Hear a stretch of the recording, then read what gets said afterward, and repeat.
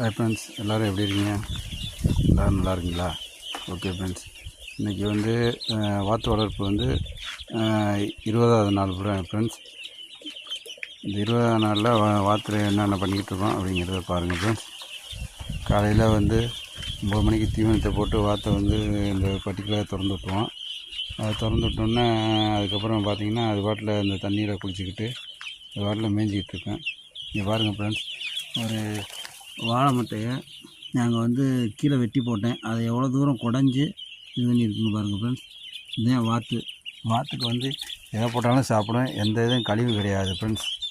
ஆமாம் ஃப்ரெண்ட்ஸ், இன்றைக்கி வந்து 2 குஞ்சுகள் வந்து ரொம்ப முடியாமல் இருக்குது ஃப்ரெண்ட்ஸ். அதுகளுக்கு வந்து நாங்கள் வந்து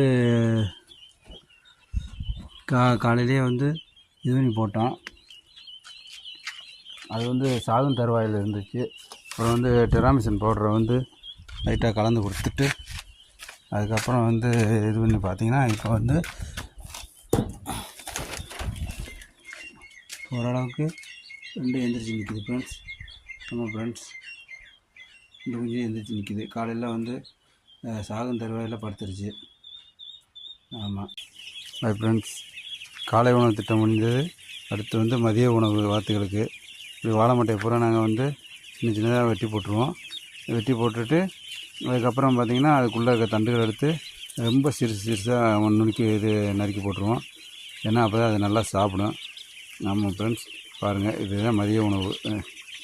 ஒரு சில நாட்களுக்கு நாங்கள் என்ன பண்ணுவோம்னா இந்த வாத்துகளுக்கு வந்து மீன் கழிவு இதில் போடுவோம். ஒரு சில நாட்கள் ஒரு நாள் வந்து நாங்கள் வந்து எங்கள் ஊர் பக்கத்தில் இருக்க கம்மாய்க்கு பற்றிட்டு போனோம். அது கம்மாய்க்கு பற்றிட்டு போனால் அது நல்லா விளையாண்டுச்சு. ஆமாம் ஃப்ரெண்ட்ஸ், இதுதான் டெய்லி இங்கே வருங்க. அது எவ்வளோ குசாலம் போடுதுன்னு பாருங்கள். தண்ணியை கண்டாவே வாத்துகளுக்கு ரொம்ப ஜாலி தான். ஆமாம் ஃப்ரெண்ட்ஸ், இதுதான் சாதாரண முறையில் வாத்து வளர்க்குறது. ஆமாம், அதுக்காக அப்புறம் வந்து புதுசாக ஒரு குட்டையை அமைச்சிக்கிட்டு இருக்கோம்.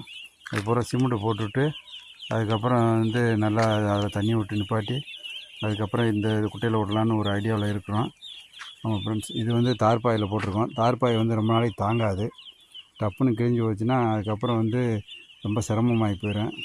அதனால் வந்து தார்பாயை வந்து டெம்பரரியாக போட்டு வச்சுருக்கோம் ஃப்ரெண்ட்ஸ். வீட்டில் வந்து போர் போட்டு வச்சுருக்கோம். 2வது தெரு பைப்பும் வரும். அதனால் வந்து தண்ணிக்கு வந்து பஞ்சம் இல்லை. எப்பொழுதும் வந்து நல்லா நிலத்தரக்கூடிய மரங்களாக வச்சுருக்கோம். மரங்கள் வந்து எப்பொழுதும் டெய்லி தண்ணி ஊற்றி அதுக்கு ஏரியாவை வந்து ஈரப்படுத்தினேன்.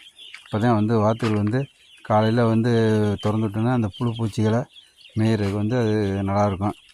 ஆமாம் ஃப்ரெண்ட்ஸ், பாருங்கள் எப்படி ரெஸ்ட் எடுக்கிறாங்கன்னு. ஓகே ஃப்ரெண்ட்ஸ், ஓகே பாருங்கள், டேக் கேர். இந்த வீடியோ பிடிச்சிருந்தால் லைக் பண்ணுங்கள், ஷேர் பண்ணுங்கள், சப்ஸ்கிரைப் பண்ணுங்கள், கமெண்ட் பண்ணுங்கள்.